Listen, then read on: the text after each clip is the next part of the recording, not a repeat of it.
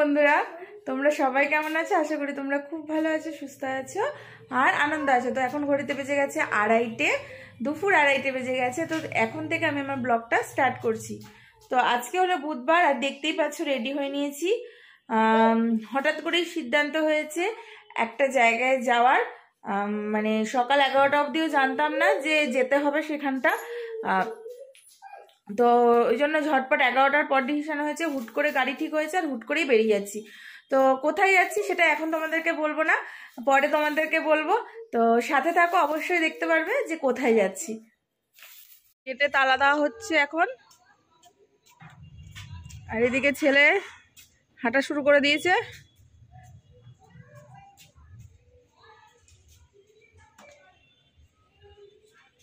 গাড়িতে উঠে পড়েছি, আর এই যে পেছনে সমস্ত লাগেজ, প্রচুর সব লাগেজ টাগেজ নিয়ে নিয়েছি। বললামই তো, মানে 11টার সময় প্ল্যান হয়েছে আর এখন ঘড়িতে বেজে গেছে এই 2:30 মতো। তো 2:30টার সময় রওনা দিলাম। এখন আবারও বলছি, এখন বলবো না কোথায় যাচ্ছি, একদম ওইখানে গিয়েই তোমাদেরকে বলবো যে কোথায় যাচ্ছি।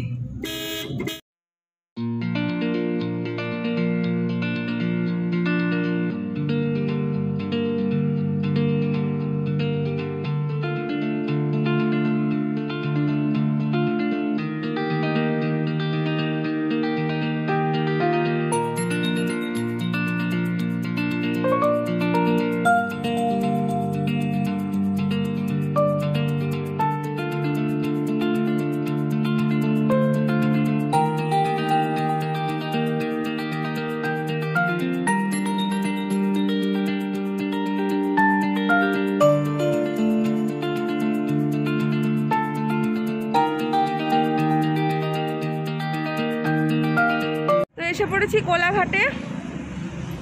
তোমরা কি ভাবছো দীঘা যাচ্ছি? না না, দীঘা যাচ্ছি না। খানিকটা মনে হচ্ছে গেস করতে পেরেছো কোথায় যাচ্ছি। আবার সেই হোটেল, পাশে KFC। এবার আর সুযোগের সদ্ব্যবহার করব, ওই জন্য আজকে ফার্স্টেই KFCতে ঢুকছি। হ্যাঁ, পরে এই হোটেলে ঢুকবো। তো KFCতে যাই, তারপরে কথা হচ্ছে।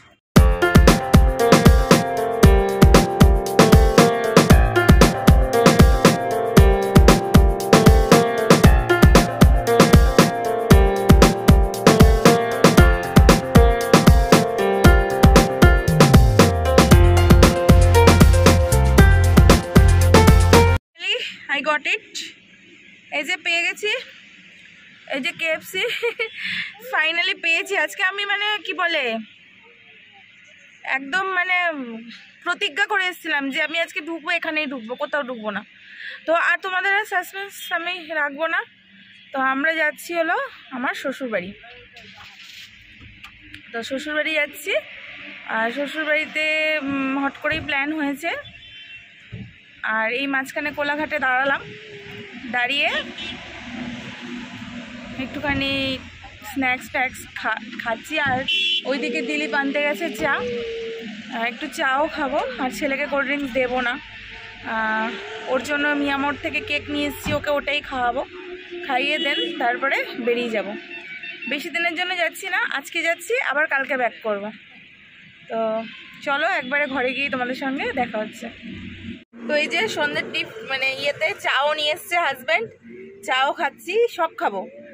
চা খাবো, কোল্ড ড্রিঙ্কস খাবো, সবকিছুই খাবো। দেখেছো কেমন ভাবে বলছে, দেখেছো এটা খাবে এটা খাবে। এবার একদম গলা একদম ভালো করে নামিয়েছি, নামাবো নামান তো ভালো মতোই নাম মানে না, ওই জন্য ভালো মতোই কোপটা মেরেছি। মিয়ামোর ছেলের, মিয়ামোর এই যে ছেলে এইদিকে খাচ্ছে, মিয়ামোর আলোতে বুঝতে হবে না। ওই দেখো খাচ্ছে, দেখেছো মিয়ামোরের কেক। তো চলো একবারে বাড়ি থেকে তোমাদের সঙ্গে দেখা হচ্ছে। এটা হলো নন্দকুমার, আর ওই যে স্ট্যাচুটা দেখতে পাচ্ছ দূরে, ওটা হলো মাতঙ্গিনী হাজরা। যেদিকে মুখটা হাতটা দেওয়া আছে স্ট্যাচুটার, তো সেই দিকটা হলো তমলুক।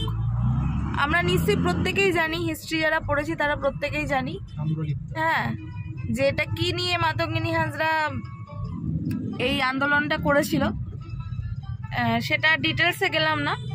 তো এই জায়গাটা আমার দারুণ লাগে। আর এখানে একটু সিগন্যাল পড়েছে বলে এই জায়গাটা একটু দাঁড়ালাম, তাই তোমাদের সঙ্গে শেয়ার করে নিলাম। আর পার্কটা খুব সুন্দর করেছে, স্ট্যাচুটাও। তো আমরা এটার পাশ কাটিয়ে আমরা সামনের দিকে চলে গেলাম। এই পুরো দেখো, পুরো রাউন্ড করে আমরা যাচ্ছি। এই জায়গাটার নাম হলো নন্দকুমার। খুব সুন্দর, বুঝতেই পারছো, খুব সুন্দর পার্কটাকে সাজিয়েছে, লাইটিং টাইটিং করা।